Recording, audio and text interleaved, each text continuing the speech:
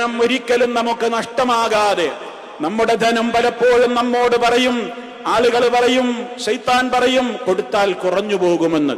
ഇസ്ലാം പറയുന്നത് നിന്റെ ധനം അന്യാധീനപ്പെട്ടു പോകാൻ, അത് മോഷ്ടിക്കപ്പെട്ടു പോകാതിരിക്കാൻ, അത് നീ വിചാരിക്കാത്ത വഴിയിലൂടെ അതിന്റെ ബറക്കത്ത് ചോർന്ന് നഷ്ടപ്പെടാതെയാകാൻ, നിന്റെ ധനത്തിന് നല്ല പ്രൊട്ടക്ഷൻ കിട്ടുവാൻ, അതുപോലെ തന്നെ അതിന്റെ വളർച്ചയും പുരോഗതിയും നിന്റെ ധനത്തിൽ അടിക്കടി വർദ്ധിക്കുവാനൊക്കെ സകാത്താണ് നിനക്ക് കാരണമാവുക എന്നാണ്. വിശുദ്ധ ഖുർആൻ പറഞ്ഞു, വമാ ആതൈതും മിൻ സകാത്തിൻ തുരീദൂന വജ്ഹല്ലാഹ് ഫഉലൈക ഹുമുൽ മുദഇഫൂൻ.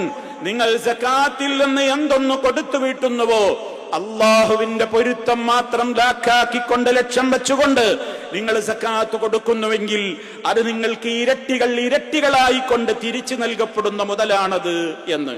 മാത്രമല്ല നബി സല്ലല്ലാഹു അലൈഹി വസല്ലം പറഞ്ഞു, ഞാനിതാ സത്യം ചെയ്ത് നിങ്ങളോടൊരു ഹദീസ് പറയട്ടെ, നിങ്ങളത് മനഃപ്പാഠമാക്കി വെച്ചോളൂ. മാ നഖസ മാലു അബ്ദിൻ മിൻ സദഖ.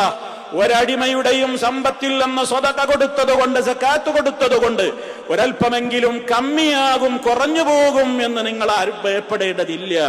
അതുകൊണ്ട് തന്നെ ഈ പ്രധാനപ്പെട്ട രൂപത്തിലുള്ള പ്രയോജനവും നമുക്ക് നിലനിൽക്കുന്നത് നമ്മുടെ നിർബന്ധദാനമായ സകാത്തിലൂടെയും ഐച്ഛിക ധർമ്മങ്ങളായ സദഖകളിലൂടെയുമാണെന്ന് നമ്മൾ മനസ്സിലാക്കുക.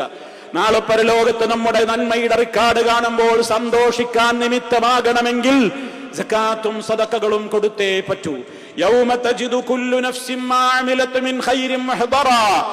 ഓരോ മനുഷ്യനും അവിടെ നാളെ പരലോകത്ത് താൻ ചെയ്തിട്ടുള്ള ഖൈറുകളെ തന്റെ മുമ്പിൽ ഇങ്ങനെ തെളിഞ്ഞ റിക്കാർഡുകളായി കാണുമ്പോൾ അവന് സന്തോഷിക്കുവാൻ നിമിത്തമാകണമെങ്കിൽ ഈ മേഖലയിൽ അവൻ ശ്രദ്ധിച്ചേ പറ്റൂ.